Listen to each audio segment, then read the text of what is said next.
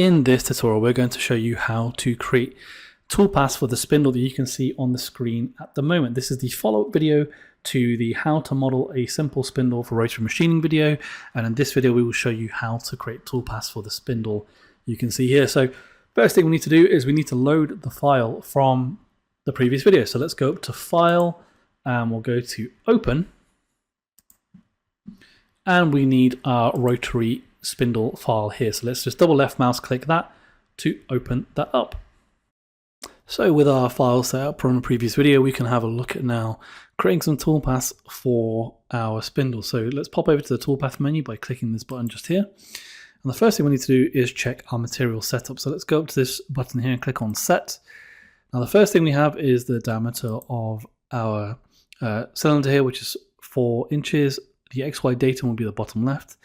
Now in this case, I'm using the center of the cylinder as my Z0.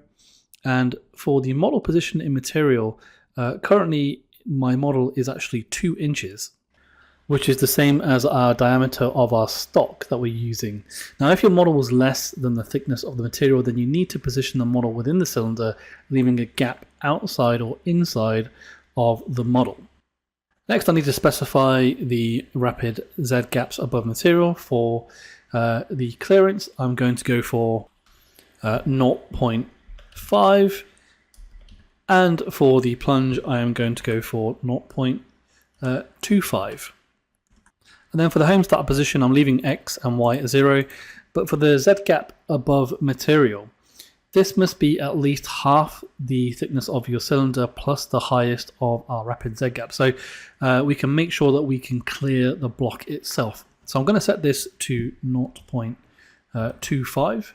And then when we're happy with our settings, we can click OK. So the first toolpath we're actually going to look at is the 3D roughing toolpath to hog out most of the material that we want to get rid of. So the first thing I will do is go up to the Layers tab at the top here. Go and double left mouse click on this page icon for 3D boundary so those vectors are selected. Then with that in mind, I can go over to the 3D roughing toolpath on the right hand side here, and let's open that form up. Now first we're presented with the tool. Now I do actually want to use a 1/4" end mill here, but if I did want to edit the settings for it just for this toolpath instance and not permanently edit the tool database entry for it, I can click edit here. And I can change this pass depth, for example, to 0.25, which is what I want for this one. The rest of the settings I'm happy with. I'm just going to click OK. And then we need to have a look at this option here for the machining limit boundary. So we have the option for model boundary, material boundary, selected vector, or selected level. Now in this case, we've gone to the trouble of making these vectors. So we're actually going to take advantage of those and use those vectors. So let's put selected vectors, and we've got our vectors selected here in pink. So you can see those in the background there, and that is going to limit our machining to those vectors. So what will happen is the center of the tool will go up to this edge here, and it will machine up to that edge so we get a nice, lovely, smooth finish. In regards to boundary offset, we don't want one because we want the tool to go up to that edge, or the center of the tool to go up to that edge and no further. And then for the machining allowance, I'm actually going to specify a machining allowance of 0.05, and what that will do is it will leave a virtual skin here for the finished toolpath to come in and cut away. So this just means that the roughing tool will keep away from the finished surface of the part, so there'll be a little bit more material left for the finishing toolpath to clear up. Next we have the roughing strategy, and we've got it down to Z level or Z level.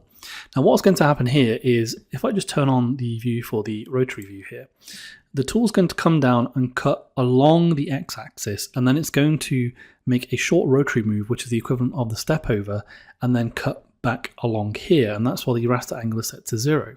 Now if you want to cut in Y, what you would do is change this to 90 degrees, and what would happen is the tool would come down, rest at 0, and then the spindle would actually turn all the way around as the tool engages and cuts, then it would move over in the x-axis by the step over, then the spindle will spin again as the tool cuts, and so forth. Now in most people's setup, it would likely be a 0 degrees angle if they're cutting along X for the raster, and that's what I'm going to stick to in this instance. Then back in the form, we're going to make sure we do a profile last, and for the order, we're going to go for depth first. So what that means is that the cutting will take place in one region first, and then when it's done that region, it will move on to the next one. Don't need to worry about ramp plunge moves here, but I will change the name of the toolpath to 3D roughing, and I can click calculate. So if we just bring this into view here, you can see this is the representation of our toolpath, but what does it actually look like when we preview it? Well, let's have a quick look. Let's click on preview selected toolpath, and you can see here that the software has actually flattened the material out as if it's doing a standard 3-axis job, and then it will actually wrap it back around again to achieve this result that you can see on the screen now. So what's actually happening here is the software still thinks of this job as a flat job, and you can see this if you click this icon here to toggle the rotary view, and this is how it will actually machine it. But the important thing to note here is that when you come to actually save this toolpath out with an appropriate wrapped rotary post-processor, that is where the axis, or the y-axis moves in this case as we're machining along X, will be converted into A-axis moves, and that will wrap it around the cylinder to achieve this effect. Okay, so I'm actually quite happy with that. So now I need to have a look at creating the 2D toolpaths for the pockets. Now if you recall from the last video, we had already set up our vectors for the flat regions of this design. If we just toggle the flat view here, which if we turn on the vectors as well on the top left, we're down this area just here right of the middle, and just here on the far right. And you can tell we've got these orange vectors here because of our layer management to indicate those flat areas as well. Indeed, you can also switch over to the 2D view and we can see our vectors overlapping the edge there, nice and clear for us to see where we're going to machine. Now, in order for us to create the 2D pockets, what we need to do is pop over to the design tab because we're going to need to take some measurements. Okay, so the first thing we're going to do is go over to edit objects and click on this tool here, which is the measure tool.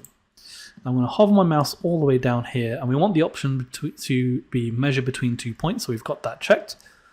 And I know the highest point on my cylinder is this area just here, which is the top of the profile here, so that's where we're going to start from. I'm going to left mouse click here, and I'm going to go to the very bottom of this area here, which will be our first pocket.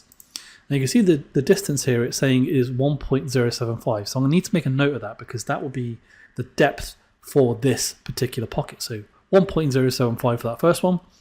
Again, I'm going to go to the top of this point as the highest point, but this time we're going to go over to this pocket area or flat area, and I'm going to go down here as it snaps to it, left mouse click, and we can see here that the Y distance is 1.25. So that is telling us the distance we actually need to cut down to, so it's 1.25. So again, I'll note down for this area it is 1.25. Finally, we need to do it for this area on the right hand side here, so let's left mouse click on the origin point over here because that's the highest point, and we're going to go over to this point here where it snaps to, and the Y value in this case is 1.5. So that has given me all the measurements I need. I've noted them down so I can start creating my toolpath. So let's close out the measure form and let's pop back over to the toolpath menu with this command here, and we can look at creating some 2D toolpaths. So I'm just going to pop over to my 3D view, go into the Pocket Toolpath and begin looking at the first pocket we're going to make. Now, just briefly before we actually apply Toolpath here, the reason why we're going to machine these flat areas with a 2D toolpath is because of efficiency. We can leave the 3D machining to only the areas that require 3D machining and leave the rest of it to, or the flat areas, to 2D machining, which is really going to make your toolpath more efficient. Now in this case, all my start depth is 0, and if you recall, I made a note earlier, which was the first measurement was 1.075, and that's going to be for this vector over here. So let's select that one, and we're going to cut that down to 1.075. I'm going to use a 1/4 inch end mill, and I'm just going to check the settings for it. I'm just going to change that pass depth to 0.25, and then click OK. In this case, it will cut it down in 5 passes. And we're going to go for a raster in this case with an angle set to 0, and we can call this one pocket 1, and we'll have a profile that does its profile pass last. We can click on calculate and we can have a look. We can see that toolpath there. Let's have a look at what it looks like previewed, and there we are. Let's cut that down to the depth there, and we can now have a look at the next region. So if I just close up the form, and we'll go back into the Pocket Toolpath. This time we want the vector for this area just here, so I'll select this one. Now if you recall from my notes, this one was actually to 1.25. Again, we're going to use the same settings, pocket number 2, click calculate. We could preview that selected toolpath. Wonderful, that's been cut away there. And then finally we have this final area on the right hand side. So again, let's pop over to the right hand side, and then we'll click on Pocket with our vector selected. This time from my notes I had it as 1.5. I can click on Calculate, and then wonderful, we have all of our pockets now done and all of our flat areas machined away, ready for our finishing toolpath to clean up the rest of the 3D areas. While we're actually in this view, we can take a look at what this part will look like rotated currently. So let's click on this icon here to look at the rotary view, and you can see here this is what our part looks like currently with all the flat areas machined away. Now let's click close onto the preview form, and then what we can do is look at creating our finishing toolpath. So I'm going to come up here to click on 3D finishing toolpath, and then I'm going to go back to my flat view for just a moment, and I'm going to turn on my vectors. Now what we're actually going to need here is our 3D boundary vectors. You recall in the last video we had made a layer for our 3D boundary which was in green, and you can see the vectors here. So I'm just going to left mouse click on my first vector on the left here, hold shift, and then left mouse click on the second vector for my 3D boundary area, and then these are my vectors to now machine with. You can see the tool I've currently got selected is a ball nose or an 1/8" ball nose, and I don't actually want that tool. I want a slightly larger tool. So I'm going to click on remove, click on select, and I'm going to use a 1/4" ball nose, and these are safe and sound for my machine currently, but do double check that they are safe and sound for your machine. I'm going to click on select because that's the tool I need. In this case we're going to use the selected vectors that we'd set up to machine inside of those vectors only. And we're not going to use a boundary offset as we want the middle of the tool to go up to that edge but not over it. And we're going to use a raster strategy in this case with 0 degrees as we discussed earlier. We can call this one 3D finish, and I can click on calculate. Now the software is going to take just a moment to calculate this toolpath, and there we are. You can see currently in the flat view what it looks like, but let's have a look at what the preview does to this toolpath. So you can see there now much of the detail is now popping through after being machined away. Those flat areas are becoming nice and curved there. So that area is looking much better. And then on the right hand side here, only the area that we had selected has been machined. And let's have a look at what it looks like as a rotated part. Wonderful. That is our finished spindle for our rotary project for the moment. And that brings us to the close of this video. However, we're going to make another video that is linked to this one that is going to cover making some interesting shapes with this area over here and in the middle here using another tool. So I highly recommend you check out the next video in the series, and of course we look forward to seeing you in that next video.